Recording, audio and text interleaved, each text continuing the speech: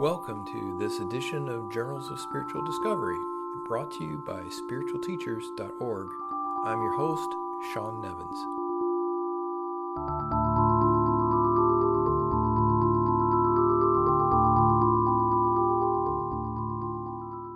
Hello and welcome to Journals of Spiritual Discovery. I do want to mention before we start with this episode that I will be giving a talk on Sunday, October the 5th in Eugene, Oregon. That talk is taking place at the Center for Sacred Sciences in Eugene.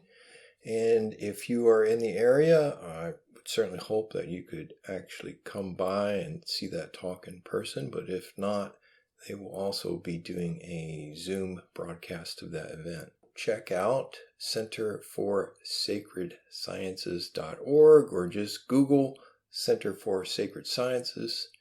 And again, I hope that you could make that. It's at 11 a.m. Pacific time, Sunday, October the 5th.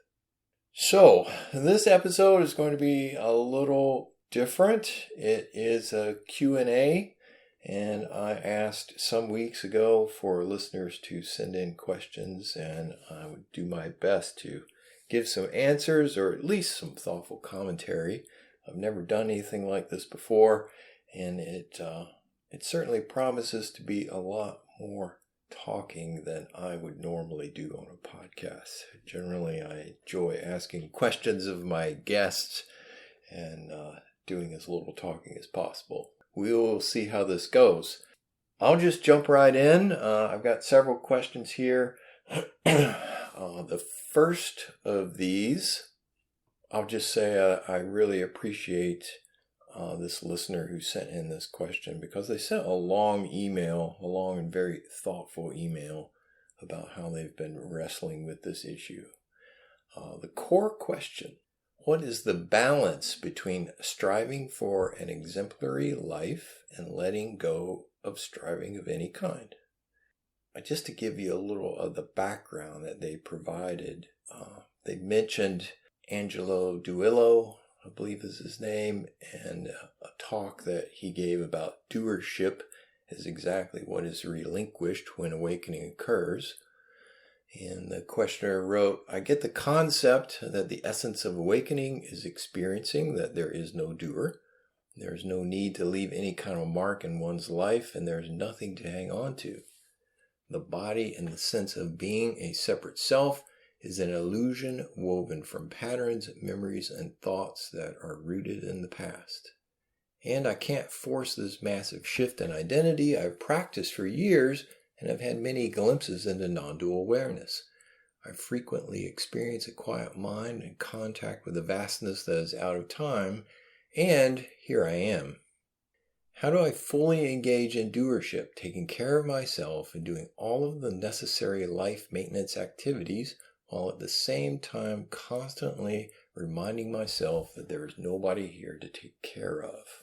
He mentions that after a few years of intensive practice, he recently saw that the practice routines themselves were a barrier. I quit my primary practice, and while I continue to take care of business on a daily basis, I let myself fully question my attachments and feel into the delusions I held about life. Within 6 weeks, under the pressure of some stressful experiences while traveling, I had a meltdown. I became angry, bitter, reactive, and thoroughly unhappy. I saw clearly that I had devolved, and my life was visibly worse than it had been when I was doing daily spiritual practices. My garden of awareness and connection to the divine had become choked with weeds. I woke up to the fact that, God damn it, I had to get my head back in the game and start taking care of myself. Life matters. Most importantly, I have to be emotionally regulated and at least somewhat centered to relieve the suffering I cause to others. I also realized I had become seduced by the ideas presented by Angelo Duilio and others, and these ideas began to undermine my actual experience of living here on earth. Not only was I not enlightened, I quickly became very unhappy, and I was in fact dancing with decline and unhealthy unraveling while entertaining ideas of letting go of the delusion of the ego. So my question, again, what the hell do we do with our very necessary doership routines while we are waiting at the threshold of awakening, an awakening that may never come? Is spiritual practice a delicate balance between being open to nobody is here, while at the same time taking care of myself who is very much here? I really appreciated seeing the thought process of this questioner who, to a large degree, by the end of their email, had answered their own question in that last line. Is spiritual practice a delicate balance between being open to nobody is here, while at the same time taking care of myself who is very much here? And I say yes, and that is a large part of what spiritual practice is. It's very useful for all of us to hear, and I can certainly relate to reading ideas about enlightenment or awakening and thinking that I should be a certain way, or through some mental manipulation I can sort of lever myself into awakening or enlightenment. But that is not how it works. I think Richard Rose, one of his core ideas was backing away from untruth and how we can't postulate what enlightenment is, because if we do, we're essentially creating a picture of something that's our imagination versus reality.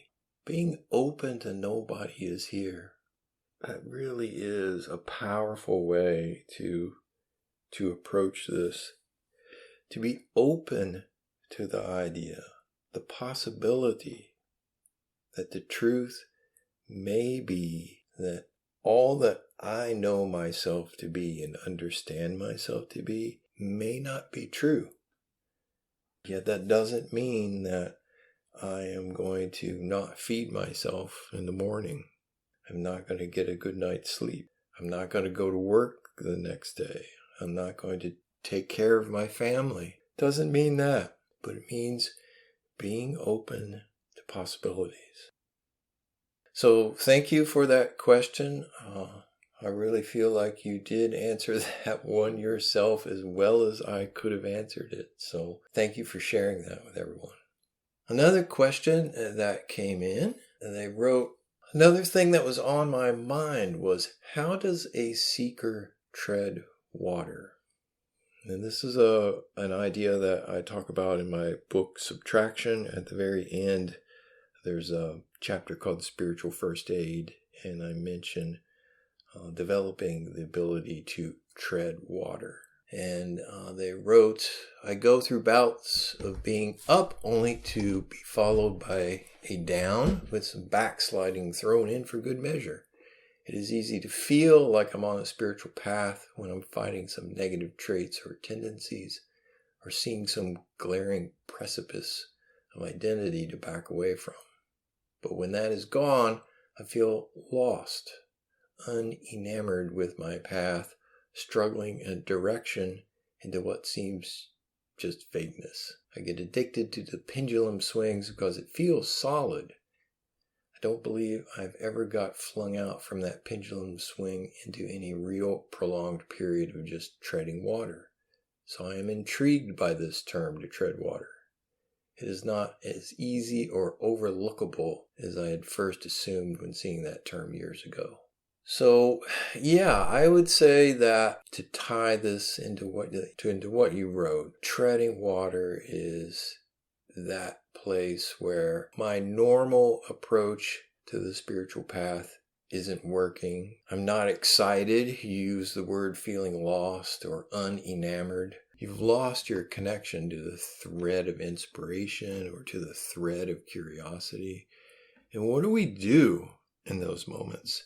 I will often go back to examples from physical activity, right? Like working out. You've got your workout routine down, but you don't feel inspired. You really don't want to go. And it's pretty easy to flip into, well, I'll just skip today and I'll just skip tomorrow.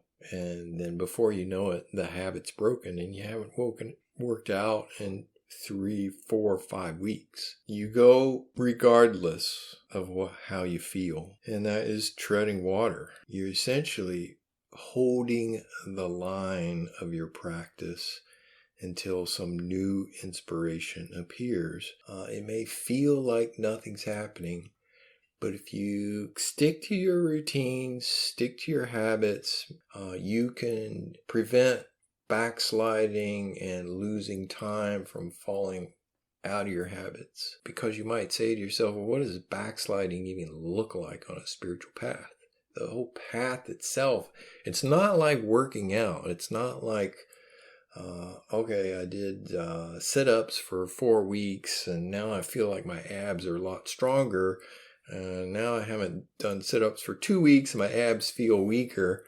Spiritual path is generally not like that. It's not like, well, I did my meditation every morning for the past 6 months and now I feel like my brain is stronger and I'm more powerful, or I'm further along on my spiritual path. But I found that the backsliding that generally occurs is more on a subtle energetic level. It goes back to Rose's concept of a vector, that we are in our path creating a vector, a direction for our energy. And the more that we can point that in one direction, the more potent, let's say, that vector is.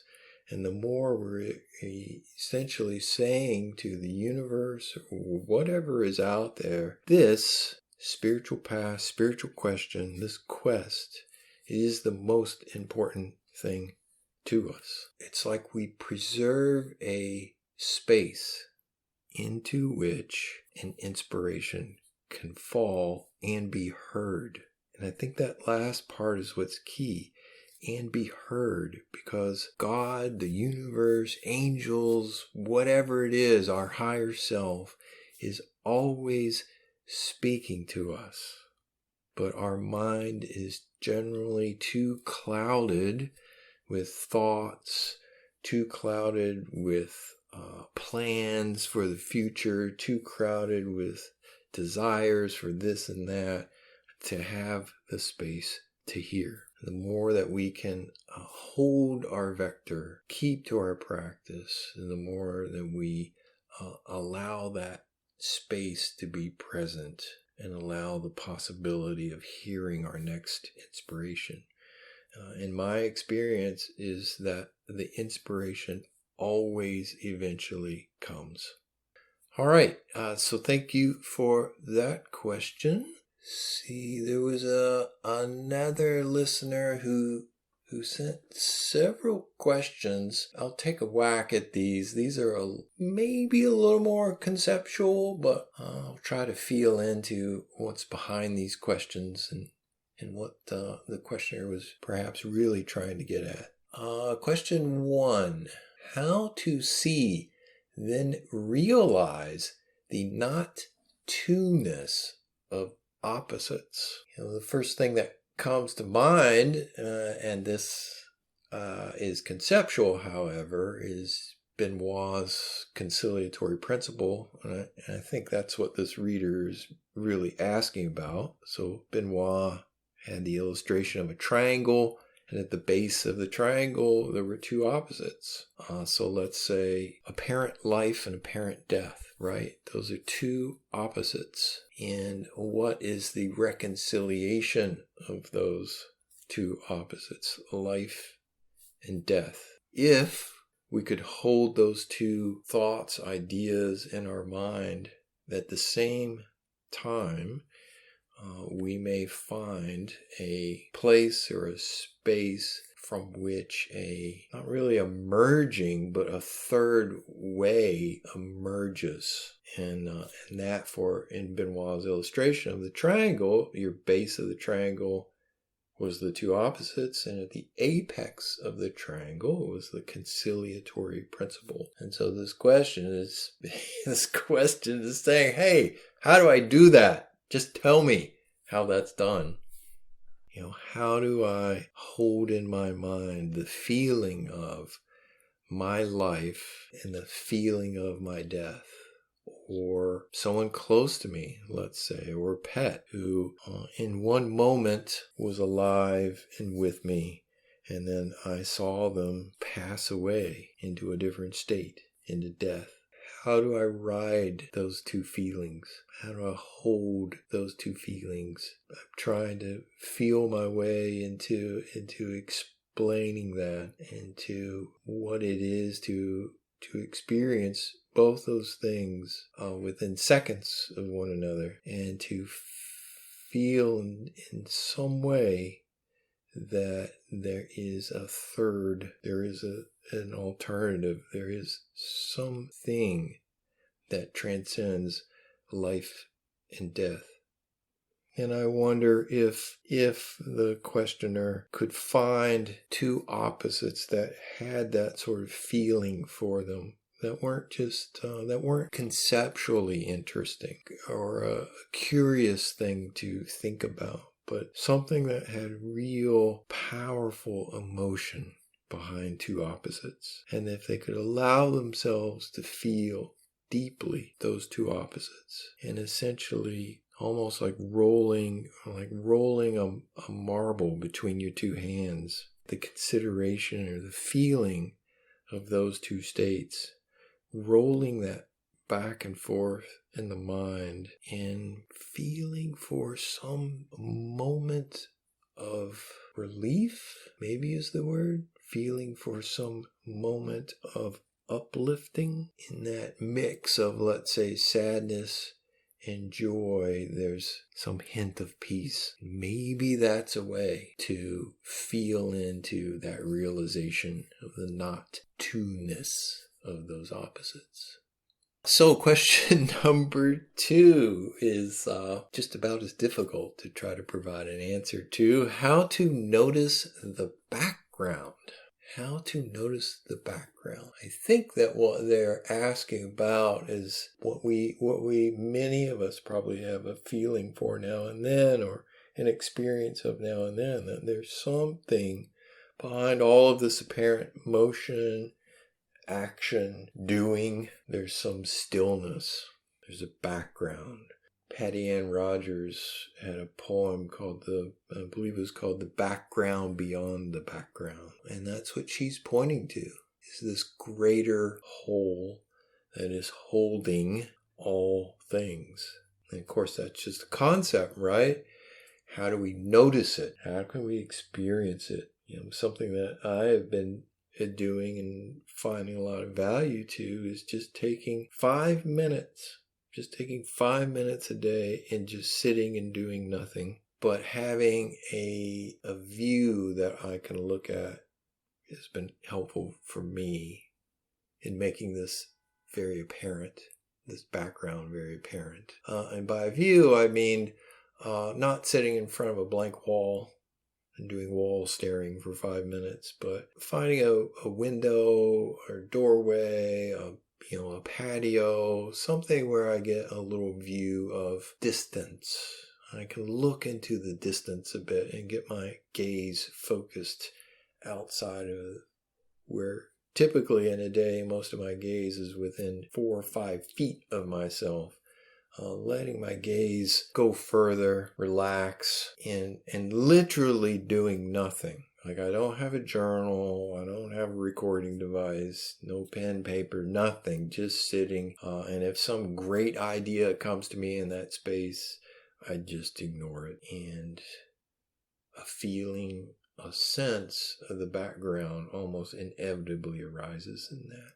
I do think that is it's a very specific practice that I've outlined, and with all practices, you have to experiment with it and find some variation that works for you. So maybe for you, staring at a blank wall would do it, or staring at a mirror, or staring at your pet cat, or you get the idea, right?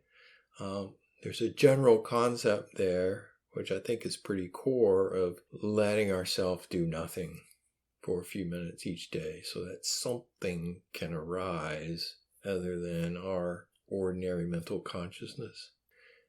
Question 3, which I think is related to this, how to see the emptiness behind your head.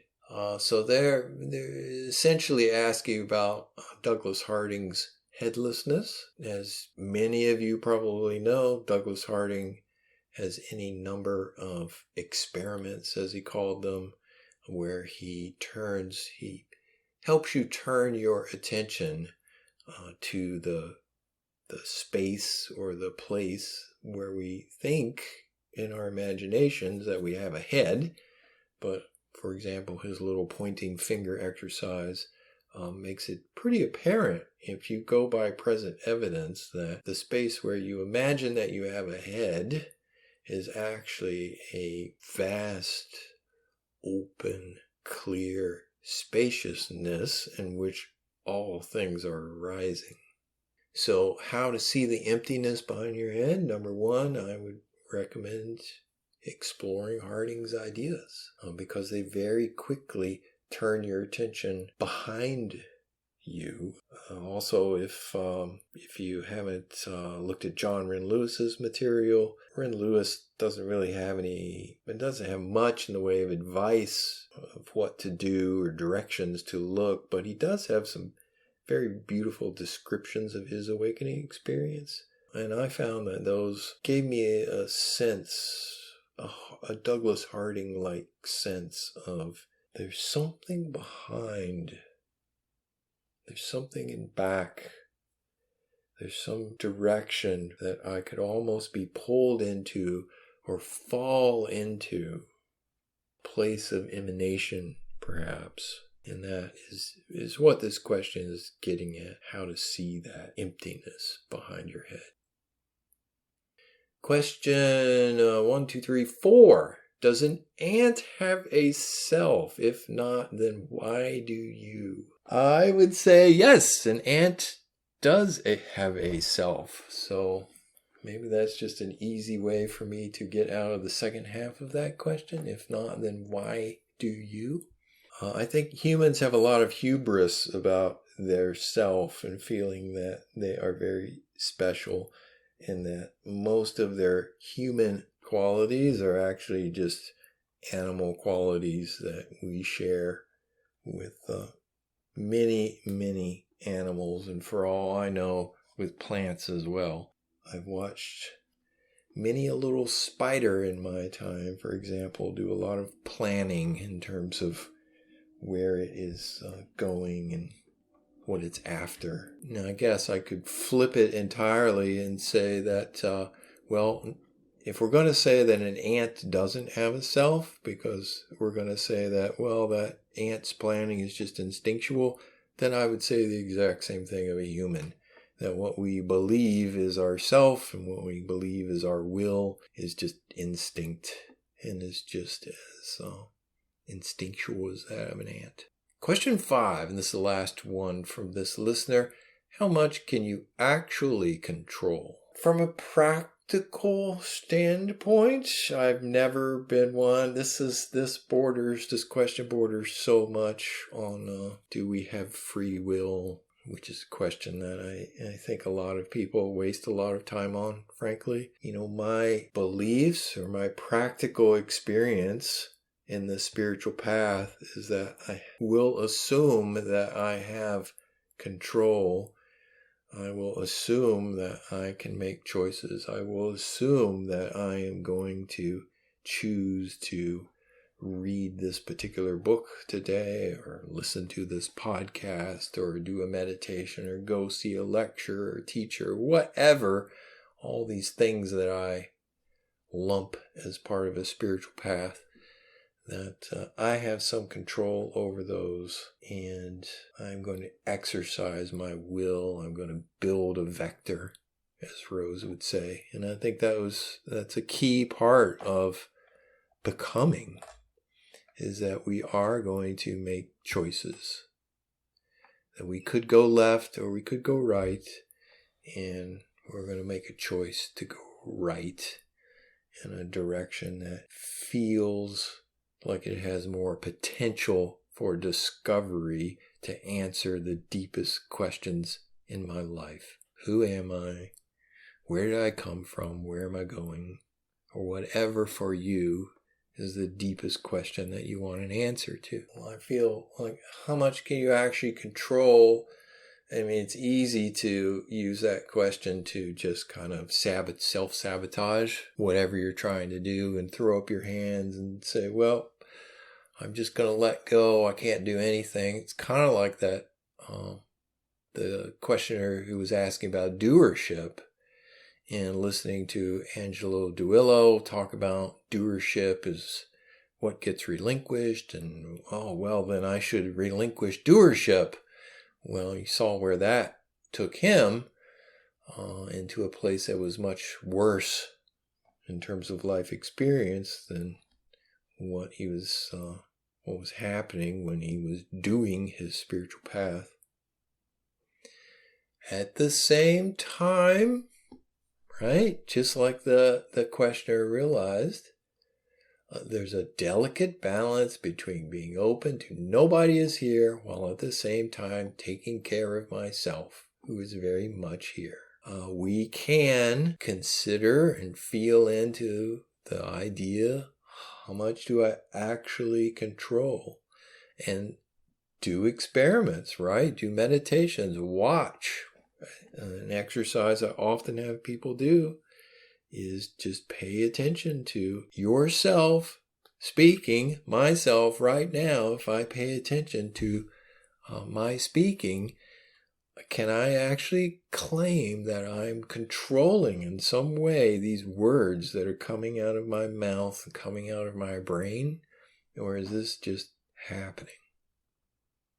And there's a lot of our apparent choices and actions in life that when we look at them moment to moment to moment, what is happening, it appears that we aren't controlling them. And that's a very powerful exploration to do. But that experiment and experiential real life understanding is very different from someone sitting in their armchair and saying, well, I don't really control anything, and I'm just going to throw up my hands and let God take over. Two very different attitudes or approaches. And one, I think, the experimental path can bear fruit, and the other is just kind of an intellectual dead end. All right, well, thank you for those questions. Let's see what else we have. I believe I have a couple of more questions. Here's one. I've been recently rereading Richard Rose's Direct Mind Experience.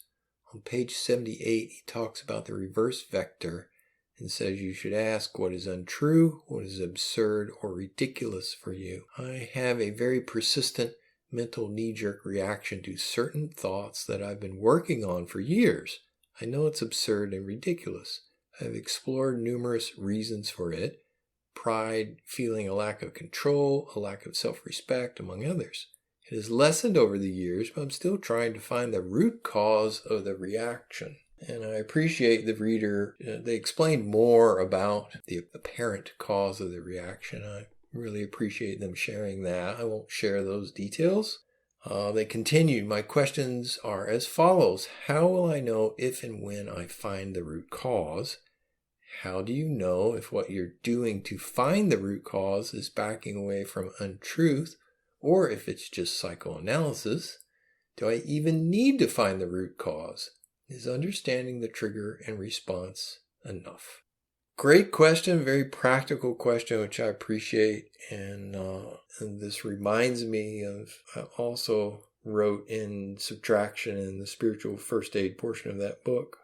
I think I also wrote about having the discernment to know when let's call it a psychological block or a psychological reaction is something that you really need to change versus something that you could live with, that it's okay. And, for myself, To use an example, let's say that I am afraid of spiders. I mentioned spiders earlier and noticing how intelligent they are. Let's say I'm afraid of spiders. When I see a spider, I scream every time I see a spider. Now that can be very irritating to me, maybe to some people around me. It can be embarrassing to me. I can wish that I didn't do that. I can try to figure out. I can try to observe. I can try to explore my childhood. I can explore past lives. There's almost endless exploration of this mental landscape that I could do to try to find the root cause, in the belief that in finding the root cause, there'll be some release from that reaction. A couple things come to mind. One is that for what I'm trying to achieve in life, is this mental reaction that I'm experiencing in some way hindering me? If I become fearless, does that mean that I'm going to find the answer to my questions? I'm going to become enlightened if I become fearless. If you have that assumption, it's a good one to ask. Are there certain prerequisites for enlightenment? Well, I've got to overcome all my fears, or I've got to not have any habitual reactions. I've got to appear a certain way. I've got to be really nice to all people around me. All these different qualifications that I must meet, and once I do, I will therefore deserve enlightenment. I would say for this person, what is it that really bothers you about this particular reaction? Right? It's something that you've been working on for years and trying to get to the root in hopes that you will be relieved of the reaction. Is the reaction hindering you? Is the reaction something that you think your life would be that much better without it? Is the reaction somehow you think less of yourself because you have this reaction? There can be a lot of judgment connected around these qualities that we want to change about ourselves. And where does that judgment come from? Is the judgment itself something to back away from? There can be a lot of freedom in accepting that, hey, this creature, this self, interestingly enough, has this fear of spiders. Okay, I can live with that. I can forgive myself for having that quirk. It's okay. They ask, do I even need to find the root cause? Many times, no, it's not necessary.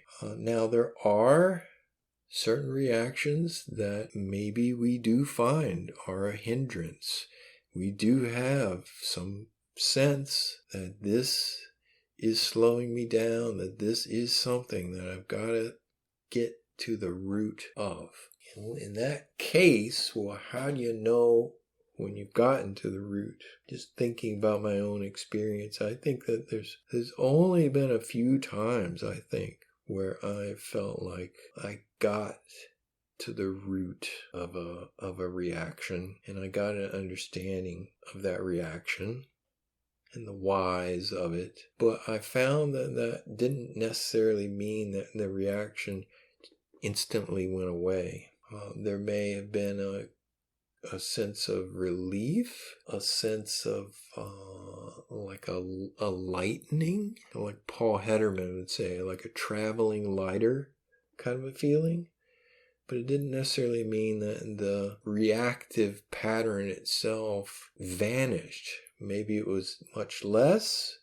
Maybe I didn't care about it anymore, or cared about it much less. How will I know when I get to the root cause?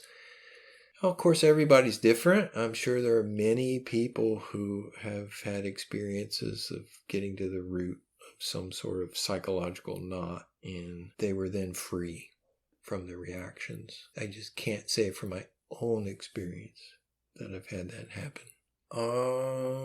So how will I know if and when I find the root cause? I think you'll know that there is at least a feeling of relief or lightness when you find that root. How do you know if what you're doing to find the root cause is backing away from untruth, or if it's just psychoanalysis? I guess I have a hard time distinguishing between backing away from untruth and psychoanalysis. I think psychoanalysis is backing away from untruth, and backing away from untruth is psychoanalysis. But I may not have a professional understanding. I'm not a psychoanalyst. I guess I would say my hope and my understanding is that psychoanalysis at its best is trying to get to the root and is trying to get to the truth of what's happening. One last piece to this question, which I think it's helpful to hear. This questioner also articulated that for this particular issue, they said, I also feel it is something that needs attention, as it wouldn't continue to be thrown in my face, although not as often as in the past. So that is, when these reactions come up again and again, you do have to think to yourself, well, there must be something to this. Otherwise, it wouldn't keep coming up over and over again. I'm not going to sit here and say, no, I think you're wrong about that. If you got the feeling that this needs attention, then you got to give it attention. You got to explore it. Now, the piece about this person has been exploring this for years and it sounds like they've seen some progress on it, but it's still what they describe as a sticky mental reaction. What might help them? I think some of the things that I said might help them, that you may have some feeling of the root cause. And it may be that because you're still having the reaction, you think that, well, I haven't gotten to the root of it. Otherwise, I wouldn't be having the reaction. But maybe when you dig into it experientially, you may find that there is some feeling of lightness there. And maybe you can explore that feeling. If it's coming up, explore that feeling of loosening or lightness, traveling lighter. And also that idea of forgiving yourself. I do think that is a powerful piece of these reactions that we're often burdened by. It's forgiving yourself for having the reaction. All right, that brings us to the end of the questions that I received. I hope that all of us found some value to this. I know that I certainly appreciate the questions that came in. As always, when I give a talk or am having a conversation with anyone, I think I learn as much as they do in all those interactions. So I really deeply appreciate people being willing to share. Thank you so much for making this possible. If you enjoyed this episode, then please send some questions and we'll do another Q&A. You can always contact me via spiritualteachers.org. There is a contact form on the website. That's the easiest way to get a hold of me. And I will collect another set of questions if I get enough interest and do another one of these Q&A episodes. So thank you all again. And until next time, I wish you the best and take care out there. Thank you for listening to this edition of Journals of Spiritual Discovery. I'm your host, Sean Nevins. For more information about today's guest, as well as more interviews, books, and other resources, go to spiritualteachers.org. That's spiritualteachers.org.